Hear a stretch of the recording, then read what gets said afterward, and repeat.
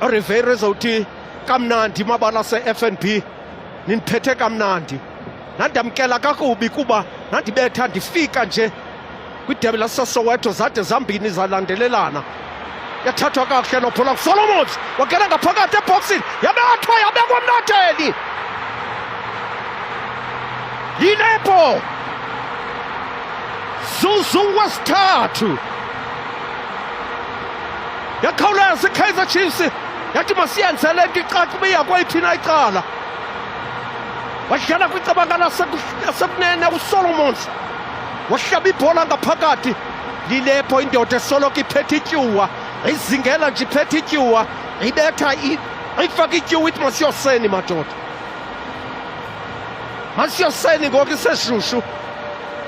Zatshintsha izinto kumabala se-FNB, zatshintsha izinto the Calabash ngomzuzu wesithathu. uClody nqaku lakhe lokuqala kwidabi laseSoweto, nqaku lakhe lokuqala kwidabi laseSoweto. Thathwa kabuhlungu lapho nguSolomons. uLilepo wathi ndiyayibona ipale kude ivulekile, akanawufika uChain, wayibeka kanye kuloo pali kude, yahlokoma yonke iFNB. Wow, ahlala ngomsebenzi amakhosi, ahlala ngomsebenzi uMgcobo. Nalithuba yabekwa Mnatheni la bhola, bakhopha zuzu amashumi mabini anesine, 24th minute. Ayilungisa le nto iOrlando Pirates. uMakhopa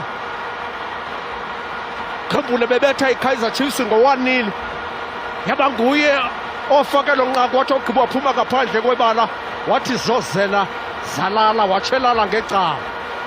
Namhlanje nakwelungisa izinto, ibhola iKaizer Chiefs ibisiya ihlasela, badlala ngayo uMgcobo, la bhola yafika iOrlando Pirates yayithatha. Oyithatha kwabo uMakhopa kanti uzibeke kwindawo entle, wathi Dove ndiyakushiya ngamendu. uDove wakhala kuvuma, wathi ubuphi na iphume phakathi kwemilenze nje, wathi ubuphi na wena iba iphume phakathi kwemilenze nje.